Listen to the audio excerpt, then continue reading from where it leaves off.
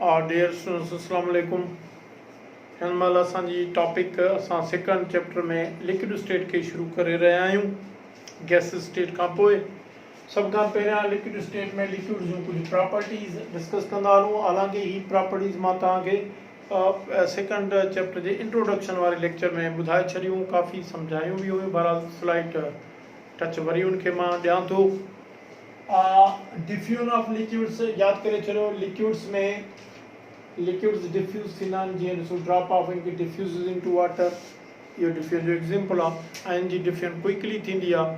ऐं यादि करे छॾियो त हिननि में जेको फ्री मूवमेंट ऑफ मॉलिक्यूल्स आहे, जंहिंखे असां फ्री ट्रांसलेशनल मोशन बि चवंदा आहियूं, उन जे करे डिफ्यूजन थींदी आहे। पर यादि करे छॾियो हिननि लिक्विड जो डिफ्यूजन जो रेट सॉलिड डिफ्यूजन जे रेट खां वधीक थींदो आहे, जॾहिं त हिननि जे गैसिस जे डिफ्यूजन जे रेट खां लिक्विड जो डिफ्यूजन जो रेट घटि थींदो आहे। अच्छा, उन खां पोइ आहे कंप्रेशन। लिक्विड्स कंप्रेस थींदा आहिनि but applying very high pressure, ऐं स्लाइटली कंप्रेस थींदा आहिनि। उनजे करे pressure has very slight effect on the volume of liquids. Expansion contraction आहे, हीट ॾियण ते लिक्विड्स एक्सपांड थींदा आहिनि, वॉल्यूम वधाईंदा आहिनि, ऐं टेम्परेचर किरण ते उन्हनि जी कॉन्ट्रैक्शन थींदी आहे, वॉल्यूम किरंदा आहिनि। जो बेस्ट एग्जांपल आहे rising and fall down of mercury into the thermometer. इन खां पोइ सभ खां पहिरियां जेका असां लिक्विड जी प्रॉपर्टी डिस्कस कंदासीं उहा आहे viscosity.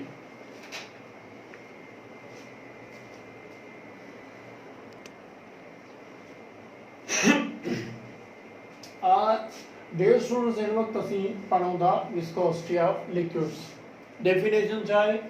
It is molecular resistance in flow of liquid. Liquid जे वहकरे में ख़ुदि लिक्विड जे मॉलिक्यूल्स जे तरफ़ां जेका रुकावट पैदा थिए थी, उनजो नालो विस्कोसिटी आहे। जंहिंजे करे सही टर्म जेकॾहिं हिनखे ॾियूं त ही मॉलिक्यूलर विस्कोसिटी आहे। मॉलिक्यूलर विस्कोसिटी माना लिक्विड जे वहकरे में ख़ुदि उनजा मॉलिक्यूल्स जेका रुकावट पैदा कनि, त लिक्विड जे वहकरे में मॉलिक्यूल्स जे पैदा थियल रुकावट जो नालो विस्कोसिटी आहे। हाणे यादि करे छॾियो, लिक्विड्स विच फ्लो स्लोली, उनखे मोर विस्कस चवंदासीं। एग्जांपल्स में जीअं हनी आहे, मोबिलाइल आहे। लिक्विड्स विच फ्लो क्विकली, उन्हनि खे असां लेस विस्कस चवंदासीं, जीअं अल्कोहल आहे, इथर आहे, वग़ैरह वग़ैरह। हाणे फैक्टर्स जन ते विस्कोसिटी डिपेंड करे थी, डायरेक्टली या इनवर्सली, उहे ॿ फैक्टर्स आहिनि। हिकिड़ो स्ट्रेंथ ऑफ इंटरमॉलिक्यूलर फोर्स, ऐं ॿियो आहे टेम्परेचर। यादि करे छॾियो, स्ट्रेंथ ऑफ इंटरमॉलिक्यूलर फोर्स सां विस्कोसिटी जी डायरेक्ट रिलेशनशिप आहे। ॾिसो, तव्हांखे ख़बर आहे त लिक्विड मॉलिक्यूल्स हिक ॿिए ते फोर्स ऑफ अट्रैक्शन एक्सर्ट कंदा आहिनि। हाणे जेकॾहिं कंहिं बि कंटेनर मां कंहिं बि लिक्विड खे असां फ्लो कराईंदासीं, त ज़ाहिरी ॻाल्हि आहे उन जा नाइबरिंग मॉलिक्यूल्स, हाणे लिक्विड मूव करण थो चाहे, पर हिन जा नाइबरिंग मॉलिक्यूल्स हिन ते फोर्स ऑफ अट्रैक्शन एक्सर्ट कंदा, जंहिंजे करे ही लिक्विड मॉलिक्यूल स्लो थी वेंदो। यानी कि मॉलिक्यूल जी अट्रैक्टिव फोर्स ही मॉलिक्यूल्स खे मूव कराइण खां रोके थी, जंहिंजे करे ओवरऑल असांखे ऑब्जर्वेशन में लिक्विड जे फ्लो में रेजिस्टेंस महसूस थींदी, जंहिंखे असां विस्कोसिटी था सॾियूं। हाणे जेतिरी ही स्ट्रेंथ इंटरमॉलिक्यूलर फोर्स जी मज़बूत हूंदी, ओतिरो ई लिक्विड स्लोली फ्लो थींदो ऐं मोर विस्कस सरबो। हाणे यादि करे छॾियो, स्ट्रेंथ ऑफ इंटरमॉलिक्यूलर फोर्सिस हिन ऑर्डर में डिक्रीज़ थींदी, यानी कि डाइपोल फोर्सिस खां कमज़ोर हूंदी dipole induced dipole force. Dipole forces में ही हाइड्रोजन बॉन्ड्स अचनि था, यानी कि हाइड्रोजन बॉन्ड्स मज़बूत इंटरमॉलिक्यूलर फोर्सिस में शुमार कया वेंदा। ऐं कमज़ोर में कमज़ोर तरीन इंड्यूस्ड डाइपोल फोर्सिस आहिनि। इंडक्शन जे ज़रिए ही पोल्स पैदा थींदा, जंहिंमें वैन डर वाल्स फोर्सिस आहिनि, लंडन फोर्सिस आहिनि। ओवरऑल असां हिननि खे डिस्पर्स्ड फोर्सिस बि चवंदा आहियूं। हाणे जेकॾहिं फर्ज़ कयो असां वटि XYZ लिक्विड्स आहिनि, हिकिड़े में हाइड्रोजन बॉन्डिंग आहे, ॿिए में स्ट्रेंथ ऑफ इंटरमॉलिक्यूलर फोर्सिस, हिननि डाइपोल इंड्यूस डाइपोल जी फोर्सिस आहे, 3 में डिस्पर्स फोर्सिस आहिनि, त घणी विस्कॉसिटी उन में थींदी जिते डाइपोल फोर्सिस हूंदियूं, जिते हाइड्रोजन बॉन्डिंग हूंदी। हाणे इहो को विस्कॉसिटी न, पर इन खां पोइ जेका असां सरफेस टेंशन पढ़ंदासीं, यादि करे छॾियो, सरफेस टेंशन एंड विस्कॉसिटी ॿिन्ही जो directly strength of intermolecular forces ते डिपेंडेंस थींदो। हाणे मिसाल तौर ॾिसो, असां हाणे सरफेस टेंशन त मां बाद में सम्झायां थो। असां ॾिसो हिते खणूं था लिक्विड्स जो एग्जांपल, H2SO4 आहे, H2O आहे, C2H5OH आहे एंड C2H5OC2H5 आहे। ठीकु आहे। हाणे ही आहे डाइथाइल ईथर लिक्विड आहे, ही वाटर अल्कोहल आहे, this is ethyl alcohol, okay, this is water, this is sulfuric acid।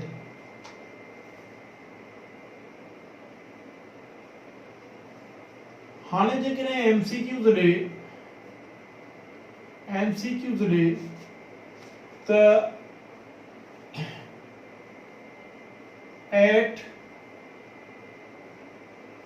given temperature and pressure which is more viscous, तो याद करे छड़ियो A B C D, तो पोइ ऑप्शन A थींदो। छाकाणि त हिननि टिनी में हाइड्रोजन बॉन्डिंग आहे, पर हिननि टिनी जी हाइड्रोजन बॉन्डिंग जेका आहे उन जी स्ट्रेंथ जेका आहे, स्ट्रेंथ ऑफ हाइड्रोजन बॉन्डिंग, उहा डिक्रीज थिए थी। जॾहिं त हिते जेका आहे उहो इथर आहे, हिन में इथर्स में जेके थींदियूं आहिनि, इथर लिक्विड में उहे dispersed intermolecular forces in between the molecules. हाणे घटि में घटि लेस विस्कस डाइथाइल ईथर हूंदो, छाकाणि त में कमज़ोर तरीन डिस्पर्स फोर्सेस आहिनि। अच्छा, पोइ विस्कस जी ॻाल्हि न आहे, पर जेकॾहिं असां खां सरफेस टेंशन जो बि पुछे त at given temperature and pressure which is more viscous with high surface tension, तो ॿिन्ही जो जवाब सल्फ्यूरिक एसिड थींदो। छाकाणि त अल्कोहल जी भेट में, वाटर में जेके इंटरमॉलिक्यूलर फोर्सिस आहिनि हाइड्रोजन बॉन्डिंग जूं, उहो वधीक, उहे सल्फ्यूरिक एसिड जी भेट में वाटर में घटि आहिनि, ऐं वाटर खां हाइड्रोजन बॉन्डिंग अल्कोहल में उनजी स्ट्रेंथ घटि आहे।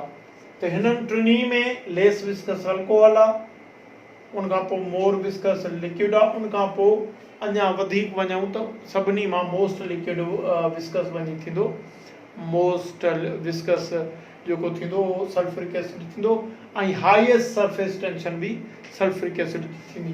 पर इन्हनि चइनी खे पाण में मिलायूं त least viscous and least surface tension हिते हूंदी डाइथाइल ईथर में। अच्छा, टेम्परेचर सां विस्कोसिटी जी उबती निस्बत आहे, छाकाणि त टेम्परेचर जो मक़सदु आहे त एवरेज काइनेटिक मोशंस जो वधणु, टेम्परेचर वधाईंदो त एवरेज काइनेटिक मोशंस वधंदा, ऐं एवरेज काइनेटिक मोशन जे वधण जो मक़सदु आहे त अट्रैक्टिव फोर्सिस जी स्ट्रेंथ खे कमज़ोर करणु। हाणे जीअं टेम्परेचर वधाईंदासीं अट्रैक्टिव फोर्सिस जी स्ट्रेंथ कमज़ोर थींदी त विस्कोसिटी ऑफ लिक्विड भी किरंदी।